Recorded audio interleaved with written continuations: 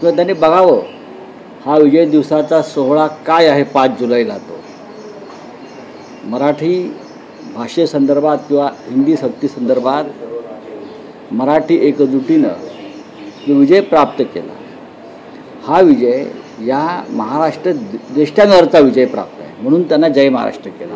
नाही, पण त्याआधी तुम्ही म्हणालात की आमचे प्रिय नेते आहेत. इतक्या सगळ्या राजकीय घडामोडींनंतरही नरेंद्र मोदी, अमित शहा आणि देवेंद्र फडणवीस हे तुमच्यासाठी प्रिय नेते आहेत. देशाचे त्यांनी ज्या पद्धतीनं बघा, शत्रूला कधीही प्रिय म्हटलं पाहिजे. शिवसेना प्रमुखांनी सांगितलेलं आहे की शत्रू हा तोला मोलाचा असायला पाहिजे. महाराष्ट्राच्या दुश्मनांना आम्ही जो काल संघर्ष झाला आम्ही त्या दुश्मनांना दाखवलं महाराष्ट्राची एकजूट काय आहे ती. Hate the sin but not the sinner. पापाचा द्वेष करा, पाप्याचा करू नका, असं एक इंग्रजीमध्ये सुविचार आहे. Hate the sin but not the sinner. आणि असे जेव्हा दुश्मन महाराष्ट्राच्या समोर राहतील तेव्हा आम्हाला लढाईला, संघर्ष करायला शिवसेनेला असेल किंवा माननीय उद्धव ठाकरे असतील, राज ठाकरे असतील, शरद पवार साहेब असतील, आम्हाला मजा येते. आम्ही लढणारे लोक आहोत. त्यांना वाटलं असेल की त्यांनी जे घाव घातले त्याच्यामुळे महाराष्ट्र कोलमडून गेला किंवा शिवसेना कोलमडून गेली. अजिबात नाही. आम्ही उभे आहोत आणि उभे राहणार, लढणार आणि एक दिवस तुम्हाला घरी पाठवणार. ते विजयाचं नेमकं कधी असेल, किती वाजता, काही अजून ठरलंय का? प्लॅनिंग कसं नाही ठरलंय. माझं काल सन्माननीय मनसे प्रमुख राज ठाकरे यांच्याशी चर्चा झाली. माननीय उद्धव साहेब शिवसेना पक्षप्रमुखांशी चर्चा झाली आणि त्यानंतर असं ठरलं की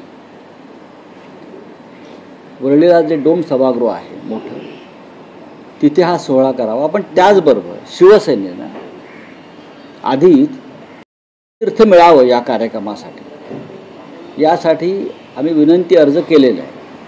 कारण मराठी माणसाचा हा सोहळा शिवतीर्थावर व्हावा अशी एक भूमिका. अर्ज तो आमचा अजूनही पेंडिंग आहे. अनिल परब त्यासाठी प्रयत्न नक्कीच करतायत, पण हे सरकार काय आम्हाला ती परवानगी देणार नाही हे आम्हाला माहिती आहे. शिवतीर्थावर जिथे शिवसेनेचा जन्म झाला, मराठी माणसाच्या एकजुटीचा जन्म झाला, त्याच्यामुळे मनसे प्रमुखांनी डोमचा पर्याय सुचवला, स्वीकारला सगळ्यांनी. आता त्या संदर्भात काल आमची एक बैठकही झाली आणि त्या बैठकीमध्ये साधारण कार्यक्रमाचं स्वरूप कसं असावं, काय असावं, किती माणसं येतील, हे सगळं आम्ही त्याच्यावरती चर्चा केली. पहिली चर्चा केली. 5 जुलैला साधारण 12 ते 12:30च्या दरम्यान हा कार्यक्रम. आणि मुंबईमध्ये सध्या हा एकमेव भव्य सभागृह किंवा एक मोकळी जागा आहे आणि त्या कार्यक्रमाला नक्कीच उद्धव ठाकरे आणि राज ठाकरे उपस्थित राहतील. ठाकरे एकत्र येतील त्या कार्यक्रमाच्या व्यासपीठावर. याच्याविषयी आता दुमत असण्याचं आणि शंका असण्याचं कारण नाही. पण या लढ्यात जे सहभागी झाले सगळे नेते असतील, डावे पक्ष असतील, या सगळ्यांना आम्ही आमंत्रित करू. कारण आपण जेव्हा म्हणतो की मराठी एकजूट, महाराष्ट्राची एकजूट, ती एकजूट ही राजकीय मतभेद आणि राजकीय पक्षांच्या पलीकडली एकजूट आहे. आणि आम्हाला या दिल्लीला हेच दाखवायचं आहे